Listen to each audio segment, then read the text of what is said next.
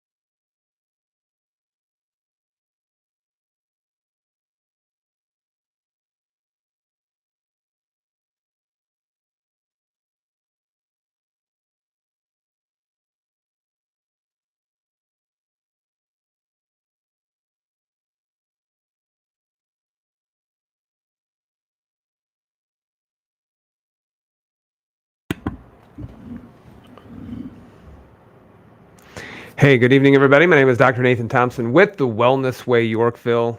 Happy Monday, guys, and happy Labor Day as well. Hope you guys had a great weekend and had a great Labor Day. People are like, hey, why are you working on Labor Day? And I'm like, this isn't work.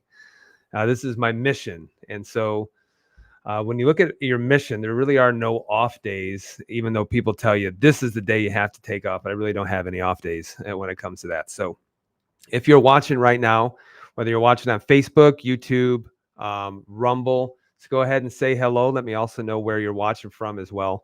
Tonight, I'm going to be going over something interesting. What are the worst shoes for my feet? I get this question a lot, with patients that are in practice, but I know also people, they'll reach out to me, they'll ask this question too. So I'm like, okay, let's go ahead and answer this question, but let's give a little bit of context and answer the question, especially why. Just so you know, if you decide that you're going to send me a picture of your feet and you're also going to send me a picture of your shoes, ask a question, I won't answer that question because I'm going to have to talk in generalities and rules and things like that. And, everything that you go over, there has to be some level of specificity and nuance and things like that. But I'm going to go over some general idea when we talk specifically about your feet. So, Doc, what are the worst shoes for my feet? Now, I will tell you this. People are like, you're not a podiatrist. And I'm like, yeah, but I have studied the feet. I have studied the shoulders. I have studied all that extensively. In fact, when I was in chiropractic school, I studied more of the feet than I actually did of the spine. I studied the spine quite a bit, but I studied the feet and I studied the mechanics of the shoulder and the feet and things like that. So what I'm going to tell you is going to make a lot of sense. And that's also going to come from a perspective of just common sense as well. So what are some of the worst shoes for my feet? And you guys, if you're watching live right now, and you're from the Chicagoland area, coming up Tuesday, September 17th, 6 o'clock p.m., is our Approach to Inflammation event. This is an in-person event at the Wellness Way, Yorkville, here in Yorkville. All you need to do, guys, is you can register and click on that link tree, and then it'll take you to register for that. Take you only about 60 seconds to register for that event. But guys, if you are suffering right now with issues in regards to weight loss, cancer, infertility, thyroid disease, autoimmunity, chronic joint pain, blood sugar issues, hormone issues as well, Guys, this will help you to understand this is where you start from. Because just remember this, everything adapts from inflammation. It really, really does. And so inflammation is a trigger, and it's one of the causes that leads to every single disease that's out there. So if you want a better perspective and you want to work with us directly, make sure you get registered for that event coming up Tuesday, September 17th. It's going to be 2 weeks from this Tuesday, tomorrow, coming up especially. So make sure you get registered for it. And I also have a really easy link. If you click on our link tree, and you can find that on YouTube. If you're watching on Rumble, you'll see the link in the description of the video. If you click on that link, you will see the link to be able to register in about 60 seconds for that inflammation event. So you can register for that if you click on our link tree profile.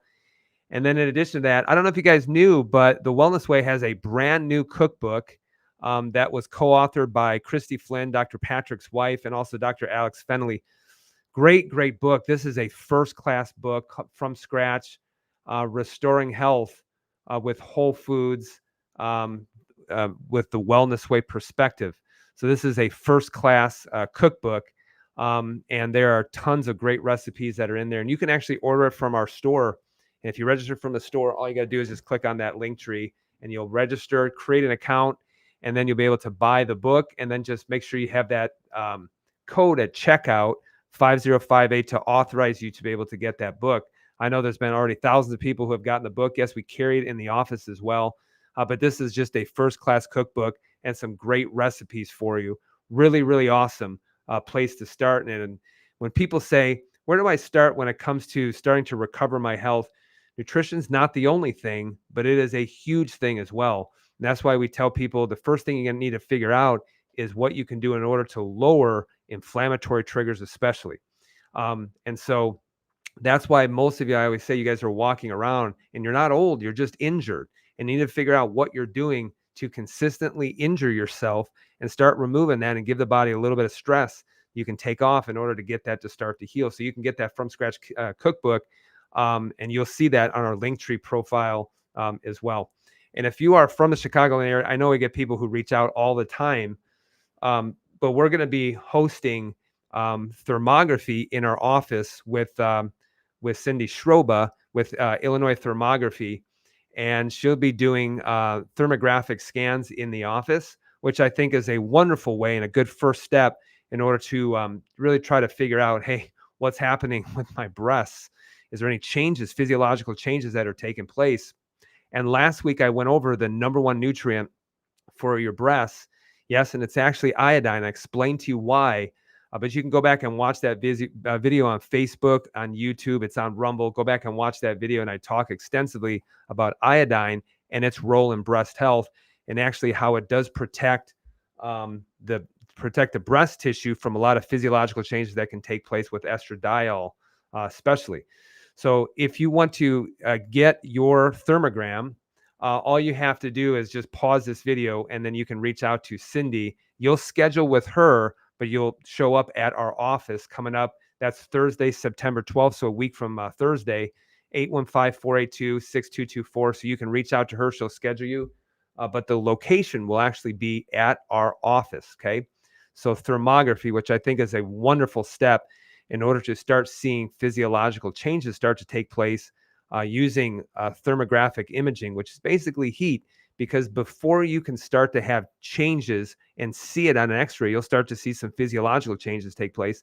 And this is why I always say too, that a Dutch test is very important too, because you'll see how you're actually metabolizing certain estrogens to go down either a protective pathway or a DNA damaging pathway. And you can test for that using a Dutch test, especially. Okay.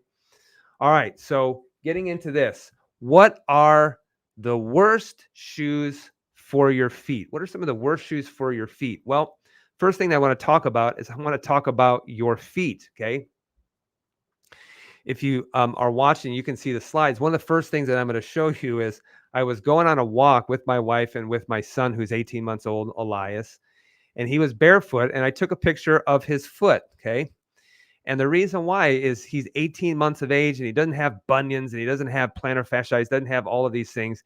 He's got an extremely flexible foot, which is why he can run around barefoot wherever he goes. But guys, if you look at your foot, I want you to think of this. A quarter of your skeleton is in your feet. So like a quarter of your skeleton, which means that this is very, very important. In your feet, you have more than 100 muscles, tendons, and ligaments. And what it's actually designed for is for weight bearing, locomotion, like running, jumping, and walking. Is for proper force transmission. This is why, guys, if you got bad feet, and you start to do things like running, which you got an excessive heel strike, you're not going to be able to absorb a lot of those forces, and they'll go right up to the knees and into the lower back and into the hips and things like that. So it's used for force transmission because remember, the foot's supposed to be flexible and it's supposed to be able to do this and be able to absorb forces. And that's also very, very important when you talk about proprioception. And I know a lot of people, it's kind of a big word, but I want you to think of this. Proprioception means joint feedback. And this is why if I close my eyes, I know I can clap my hands. That's called proprioception because my joints are giving feedback to my brain to determine, to let the brain know, here's where it is within space. And that's why I can close my eyes and I can put my fingers together. So the same thing, like you having a lot of proprioception in your hands, you also have a lot of proprioception in the upper cervical spine, a lot of proprioception, a lot of joint feedback, but you also have it in through the feet, which is why a lot of people at a very young age, they start losing a lot of proprioception. And as they get older, they lose it even more, which is why balance is a huge issue when you look at people as they age, especially. Okay. Now, I want you to look at the foot on the left and then look at the foot on the right.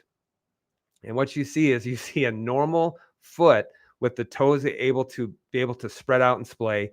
And then if you look at the right, you look at someone with just, I don't even know whose feet they are. I just grabbed it off of the internet. But what you see is you see the presence of bunions. Okay. And I know what a lot of people are thinking. They're thinking, oh, bunions are just genetic. And I'm like, no, there's bunions in my family too, but he doesn't have bunions.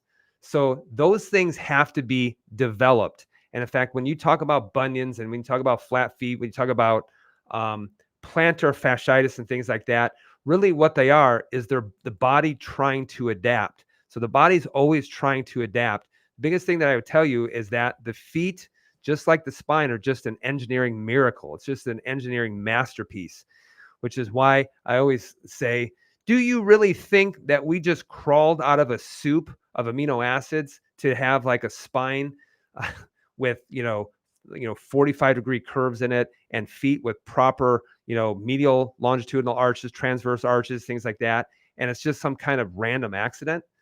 So these things are actually developed over time, but I'm going to show you the biggest culprits when it comes to problems with the feet and things like that. Okay. Now, one of the biggest things I'm going to tell you is that the foot, just like the spine, is an engineering masterpiece. Okay. It really is if you look at it.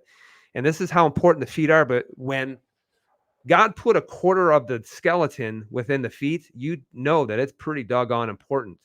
But the thing is just like the spine, it has to be fostered and it has to be maintained. And the spine has to be developed even in a young child too, which is why you get them to crawl in order to develop proper arches, proper curves in their lower spine, and then also in their neck as well. But a lot of people don't understand the feet.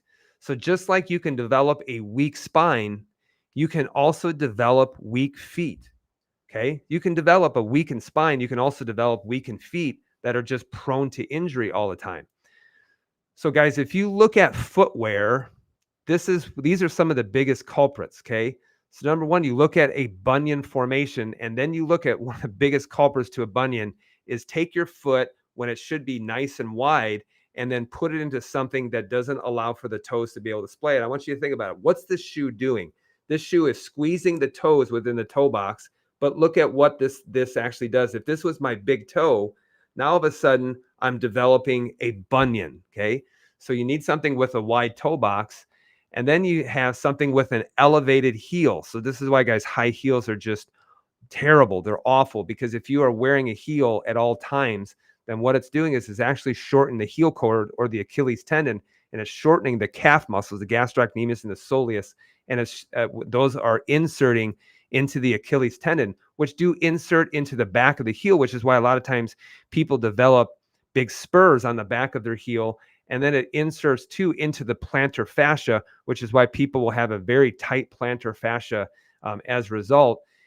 And then the third thing is you got an elevated heel, you got a narrow toe box, and the last thing is you got something that is just overly squishy. It is just so squishy that it just allows for a lot of atrophy of the intrinsic muscles of the feet that help to maintain the arches. Okay. All right. So let me ask you a question.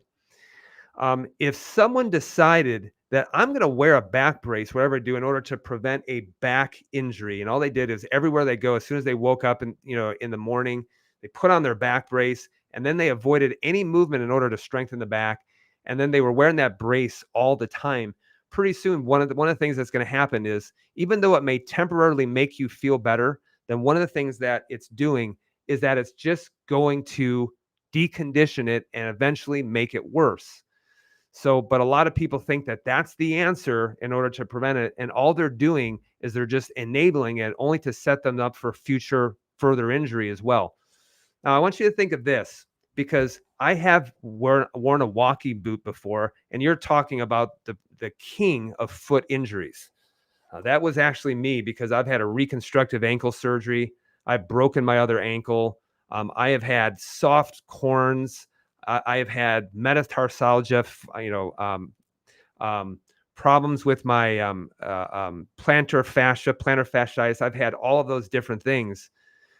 But think of this: if I decided I was going to cast my foot, for 4, 6, 8 weeks, 12 weeks, and they took that cast off, what's happened? Because I've had my feet casted, and they've changed that on what they're doing for sprains and things like that. But as soon as I got my feet casted, everything atrophied, and I lost all of my arch support into that area, because all of those intrinsic muscles of the foot, and you have hundreds of them within the foot, and ligaments and things like that, all of them just started to adapt because I wasn't putting any kind of force into it, and I got terrible atrophy. And then that kind of started the process of all future foot problems and things like that.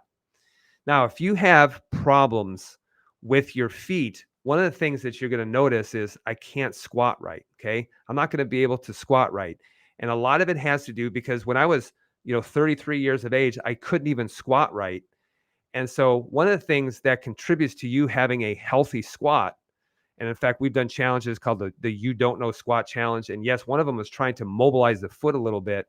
But think of this: if you have a good squat, and this person has a beautiful squat, and you're going to notice the knees are able to travel in front of the toes. And because that happens, this person can keep their body upright in a squat position. They call this an Asian squat.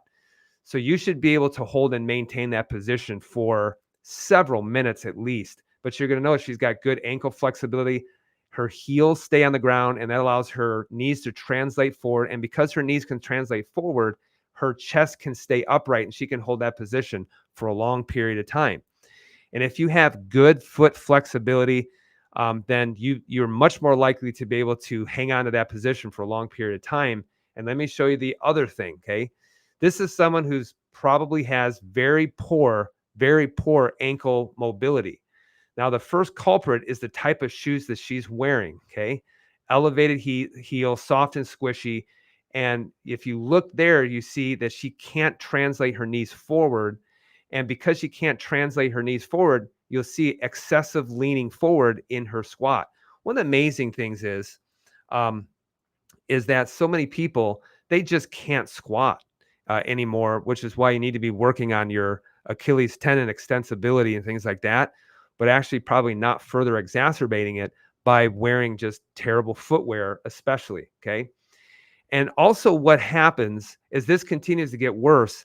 Balance gets worse, which is a leading cause of death in people over 80 years of age, is that they just lost so much joint awareness and proprioception within their feet, which is why balance can become a huge issue as people get older. And I circled this person's lost their balance, but look at, she's also wearing shoes with a narrow toe box, and she probably has caused all kinds of issues because of that. Okay. Now I know what you're thinking, but Dr. Nate, you don't understand. I have all these conditions in through my feet. I have all these issues. You have, it's impossible for me to choose the right footwear, I got to wear my Hokas. Okay. Now, I want you to think of this because this is also true. Your feet have adapted to probably some poor decisions that you've made along the way. Yes, I'll call them poor decisions because most of the time you have been misled into making poor decisions repeatedly. But this is also true when I go over a stool test with people because a lot of times people will be carrying infection. And their first thing that they say is, well, do I need to be on an antibiotic? And I'm like, I want you to think of it as this instead. Um, I want you to think of that bacteria that's growing within the colon. It's just there because there's a good environment. So one of the things that you want to do is create an environment that it says, you know what? I really just don't want to live in this environment anymore, which is kind of like the 30-year-old son who refuses to launch. And that's the picture that you're going to see here. If you have a 30-year-old son that refuses to launch or move out of your house, then I tell people, then don't be the bad guy. Just put some pressure on them so that, make him pay rent, make him do his own laundry, make him cook his own food. And once you make him clean, and once he starts doing that, he's going to say, you know what? I can do this anywhere. So I'm out of here. And so more of it is just putting some pressure on to cause a little bit of adaptation that's taking place. Okay. So what are the best shoes, guys? What are some of the best shoes? The best shoes, and I'm not going to name a brand, but if you see me working out, I work out in these types of shoes, especially. Number one, the best shoes are going to have a wide toe box. Okay. That's why when you look at what we put, Elias, our 18-month-old, it's got a very wide toe box because if it's got a wide toe box, allows the toes to be able to splay. And I want you to think of this. When you squat, you should have a wide toe box because you notice that when you're squatting, the toes will be able to spread apart to provide stability to the foot and then also be able to grab onto the ground to provide stability. So you need a wide toe box. Number two, what you also need is minimal heel drop, okay? So a lot of these shoes, if you look at the heel drop and you measure how far does it drop down from the heel and then down to the toe, most of them are working around 8 millimeters or so. And all that does is that just continues to shorten the Achilles tendon. And if it continues to shorten the Achilles tendon, then one of the things that it'll do is it can cause a lot of issues with heel spurs, plantar fasciitis, and things like that, especially when you change shoes and now you're forcing it to start to elongate and it can, and it just starts pulling on some of those tissues. So it needs a minimal heel drop. And that's why I say you shouldn't be walking around in high heels. No way. You shouldn't be walking around in weightlifting shoes, either. And it should have a wide toe box and it should have minimal heel drop. And I recommend you really shouldn't be walking around with anything more than a 4 millimeter heel drop as well. This is why in some people, when they have a leg length inequality, meaning they might have broken their leg when they were younger and it caused it to overgrow, caused it to grow faster because of the trauma to the foot while they were growing, a trauma to the leg. And that's why the longest that we'll even consider putting a lift into someone in the heel is only 5 millimeters. If it needs to be more than that, I say you need to build up the whole outside of your shoe so that you're not constantly wearing a high heel because over time, you'll just start to develop some Achilles issues and things like that. So a minimal heel drop will maintain your Achilles tendon and ankle flexibility. And then it also should have a very flat surface and a stiff surface, okay? So this whole idea of the more cushion, the better. Guys, it's just all you're doing is you're just enabling more than anything else. So it needs to have a flat, stiff surface, okay? Now, if you put someone in that shoe when they're 3-4 years of age, they don't have any kind of problems. But if you have someone with all kinds of feet problems and you immediately go into that, yeah, you're going to probably develop some injuries and things like that, which means you need to work towards that. You can't just automatically switch the shoes and then everything's just going to be hunky dory. Probably need to do some things in order to get your flexibility back and work your way towards those shoes. Okay. And in fact, if you look at the best shoes, what they're actually going to look like is they're going to have a stiff surface, minimal heel to toe drop, and then they're going to have a very wide toe box. Okay. And you might say, but there's no way that I can do that. No, not right now. Okay. Probably can't right now, but it doesn't mean that you start working towards it. So how do you maintain the health of the feet? I will tell you this. You need to constantly be exercising. This has the same thing to do with your hands, which has so much proprioception as well. But if you have weak feet and you have weak hands, it's over. Okay. This is why you need strong hands. You also need strong feet as well. So maintaining the feet, how do you do that?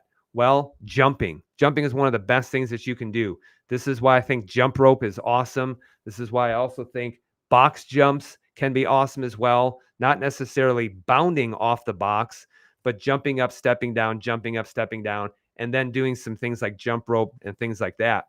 You may need to take some time in order to work into it. You may not be able to just grab a rope and all of a sudden jump 1,000 reps, but it's a great thing in order to develop strength in through the feet, especially if you're wearing the right footwear as well. Okay. And then you also may probably need to do some mobility as well. And this is using some lacrosse ball, in which you put a lacrosse ball on the foot and then start flexing, extending your toes in order to get mobility back into the plantar fascia. This is why when someone comes in and they got problems with their feet, this is why we always are doing things involving a lacrosse ball, rapid release, which is a special form of high vibration that helps to reduce scarring or reduce scar tissue and increase tissue extensibility. And yeah, adjustments are actually amazing. And that's why, no, it's not just going to any chiropractor. It's someone who's actually has trained extensively in the feet and into extremities, because they'll know exactly what to do.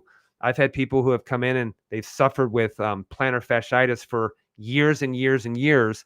And all they wanted to do is try to manipulate the footwear, medications, corticosteroid injections, and things like that. And it just goes away and then comes right back, because they never are getting to the real reason why it's happening. And this is why adjustments, what they do is they're going to help with foot flexibility. And they're also going to, which is absolutely critical, but yes, you can actually change certain angles within the feet by a very precise and specific chiropractic adjustment. That's why you need someone who knows how to do a lot of extremity work and things like that. Okay. Now, I'm going to tell you this, because some of you probably shouldn't just go out and just, get some kind of barefoot shoe or things like that, because you'll say, oh, I try to wear a barefoot shoe, but it hurts so badly. Because you don't want to, it's like the person who doesn't do anything with their lifestyle and then they go off PPIs or reflux medication. They're like, yep, the reflux came right back because I can't go off of it. But the thing is you need to transition. So transitioning to better feet and better footwear, it may take years. Okay. May take a long time. And you know what? Some of you may never get there as well, but it doesn't mean that you don't try. And this has to do, even if you look at someone's neck. So here's a side view of the neck, and you can see that their mouth is going to be right here. And then you're going to see their eyes are going to be a little bit higher. These are the front of the bones. And then these are the back of the bones. But if you look at this person's got a lot of chronic inflammation, calcification that's taken place. And yes, you would call that arthritis. Okay. And it doesn't mean that if they have that going on, it doesn't mean that you don't try to make it better. However, sometimes some of these things, they're just not going to get back to perfect, but it doesn't mean that you don't work on it. And it has also to do with this. I've had some people have come in that, and they look like this, and I'm like, you need to work on getting this better.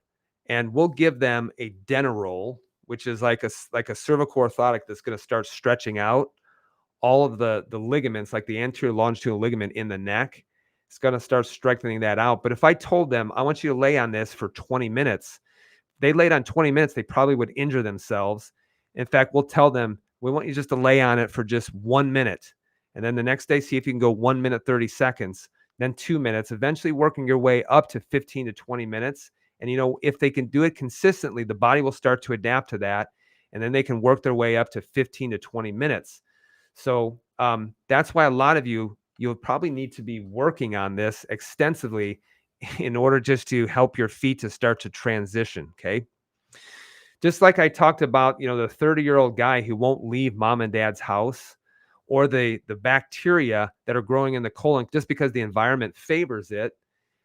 So many times, guys, what we do when it comes to our health is, rather than try to get it better, we just enable. Okay. We just enable it. So we just decide, oh, I'm just old. I'm just going to transition into this terrible footwear. And yes, it makes us feel better temporarily, But then what happens is it just continues to get worse and worse and worse. Biggest thing that I will tell you is this: quit enabling and start stressing. Quit enabling and start stressing. Most of healthcare that you see has more to do about just hushing symptoms while we are enabled just to get worse. Isn't that true? So many times you come in and your blood work doesn't look good, and the doctor says you just need to go on these medications, and all it does is just enable it. It gives you that prescription is just like giving you a permission slip to continue to live your destructive lifestyle. So instead, if you're a parent and your child refuses to launch, well, quit enabling them and start stressing them. And the same thing has to do with your health, with your feet, with your fitness and everything, is quit enabling and start stressing in a good way. But you need to find someone who knows how to incrementally stress you so that you don't just injuring yourself. And this is why, guys, this is so important, because coming up Tuesday, September 17th, the approach to inflammation, this is an in-person event. Guys, please get registered for that, especially if you're in the Chicagoland area. Right now, I'm not working with people remotely, and that's because it's not because I don't like you. Because someone reached out and said, "How can I get a remote consultation?" I'm like, I'm not doing it right now, and only because we're filled up when it comes to that. However, our in person, which I always prefer, our in person consults and the ability to be able to see you, that still remains open. So Tuesday, September 17th at 6:00 p.m. Go ahead and click that link tree. And that way you can get registered for that event that's coming up. So if you click that link tree, you'll see this come up. Click on that. It'll take you about 60 seconds to register. And in addition to that, you can order the From Scratch cookbook too. And then in addition to that too, I think I have a free fitness book download, and you can get that fitness book for free as well. I will tell you, some of you probably won't be able to tolerate that because you need to put in some foundational work before you can actually do that. Okay. So, Doc, what are the best shoes for my feet? Well, the worst shoes are ones that are going to have a narrow toe box that's forcing your foot into this, causing a bunion formation. And just think of this: the bunion is an adaptation to what you are doing. And that bone growth that you see on the side is really the body trying to stabilize the foot and actually cause it to grow another. It's really trying to grow another toe, is really what it's doing.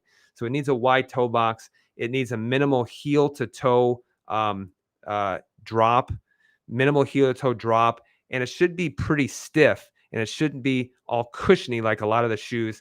A lot of people are looking for the most cushioned shoes, and guys, remember, it's no different than just wearing a back brace all the time. It may feel good initially, but really what you're doing is you're just causing a lot of atrophy and deconditioning taking place in through the feet. So those are the best shoes for your feet, or one that's going to be able to foster and facilitate that. But some of you may need to put some foundational work in order to be able to get there and finally be able to tolerate those kind of shoes. Remember, when the feet start to atrophy, you're going to lose a lot of proprioception, which is why so many people, they lose so much balance, and their doctors are just leading it, that are just enabling them to continue to get worse. And then they're telling you it's just you're getting old, it's just age. And it's not age as much as it's an old injury that just continues to get worse and deteriorate over time. So those are the best shoes for your feet. So I know that I'll probably get a lot of questions, with that. Please don't take a picture of your foot and tell me, what about these shoes? What about these shoes? Because I probably won't be able to answer all of those. But guys, work with someone who knows exactly what they're doing, that understands the function of the feet, that understands how to transition yourself from basic into more and more advanced, just to help you be able to enjoy life, to enjoy your health better. And the biggest thing that I would tell you is don't cause it. Don't cause it in your children, especially. Very important to understand that and to facilitate a healthy response throughout the whole lifetime. So, guys, I hope this was interesting for you. If not, I apologize. It's Labor Day.